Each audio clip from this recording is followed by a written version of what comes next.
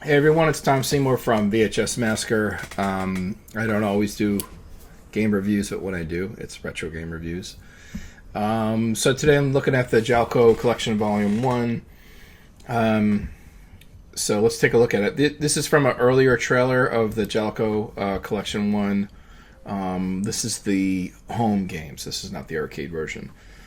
These are shorter trailers they used to do in the beginning, so we're going to rewind back. It's only 30 seconds, so I'm going to have to pause it here and there. That's the version I have. There's the new version that's coming out, the white version. I think it's called the EXP. I have the original version, which I actually like. Okay, this game, Styanax, I think the way it's pronounced. So there's the arcade version and then there's the NES version.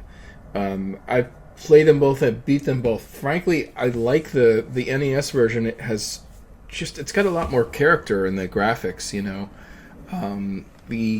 The main character is actually a very large character, which is unusual for NES. Typically, they're sort of smaller, Mario-like, sprites. And this had a big main character, which I thought was very cool. I didn't grow up playing this game, but this is one game that I gravitated towards and I played through immediately. So, believe it or not, this home version I would actually say edges out the arcade version. Some of these bases loaded. I'm sure I played this. I had a friend who was really into baseball, so I'm sure I played this version.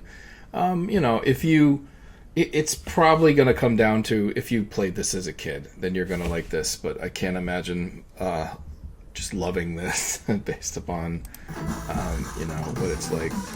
Okay, these are really interesting.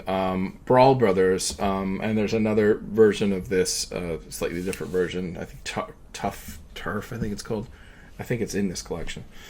So I remember renting this game and playing this game at home on my Super Nintendo. And Super Nintendo was like a big deal for me. It was like the first new system I've ever gotten. Everything I ever got was hand-me-downs, was older stuff from my older brothers or whatever. So Super Nintendo was something I got for Christmas, and I remember it being amazing. So being able to play these beat-em-ups at home was really amazing. At the time, people were obsessed with these sort of Final Fight type knockoffs, essentially. And Brawl Brothers was a totally decent SNES beat 'em up. The character I suppose looks a little more like Streets of Rage, Axel from Streets of Rage. It wasn't perfect. It's hard. Like I played this. I beat this one in the with the Evercade using save states because it's hard because your character dies really easy. You have a good amount of continues, and you can change that in the option menu to get more continues and to make it easier. But it's still hard, to beat this thing. So it was. I'm really glad that they're on there. It was sort of satisfying, but they're not quite as. When you get towards the end levels, you end up doing. You remember the thing? Remember like Teenage Mutant Ninja Turtles? You'd end up having to jump kick everyone 1,000 times just to not die. So it gets into that sort of thing where it's like really heavy energy conservation. You can't get touched, So it's a good game, but that can get a little old. The City Connection. It's interesting. You're this little car that goes on these different platforms. I'm sure some people are really into this. I could see how it could be really fun. I don't have a strong connection to this game, but it looks cool. I like the fact that it's unusual. There's not many games exactly like this where you're a little car going on platforms. Sort of car platformer you don't hear about very much.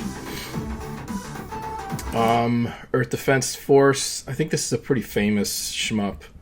Looks great. This Ignition Factor. I played this one.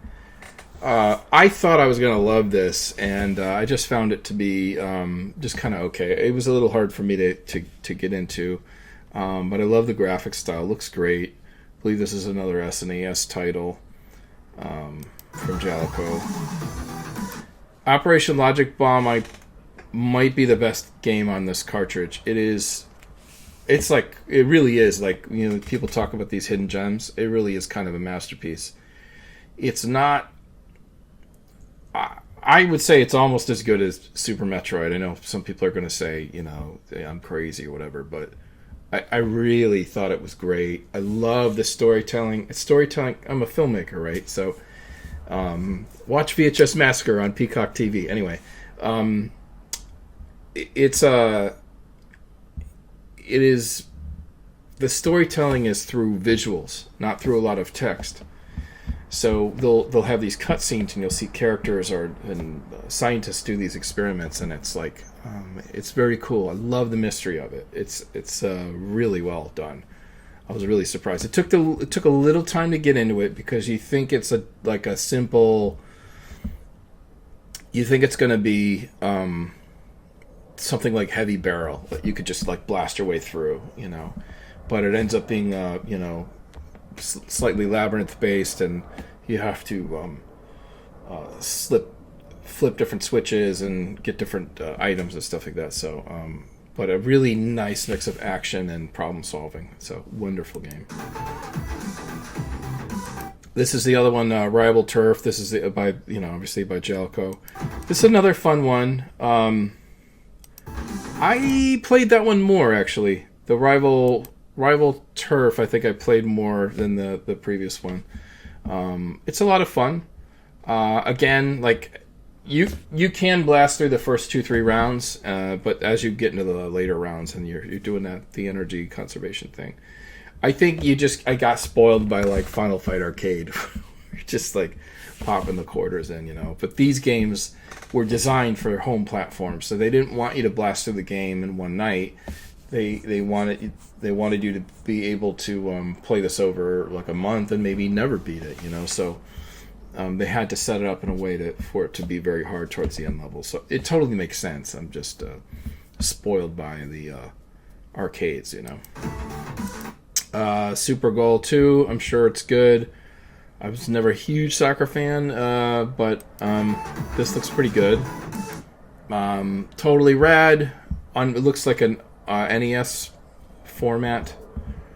Unfamiliar with this game in particular. I'm not sure if it was it seems like more of an obscure game, but could be fun. Looks like sort of a maybe like a Mega Man style. So it could be good. Okay, so that's the Jaleco Collection 1. There's some really good titles on there. I'm looking back and I'm like, man, those beat 'em ups plus the Operation Logic Bomb, plus the Stynex, man, that is a monster cartridge. Looking back, like if you're going to talk about the 15 or 20 cartridges that I'd pull off the shelf and play, this would be one. So I recommend this. So anyway, that's all I got. Thanks for listening, and I'll see you next time.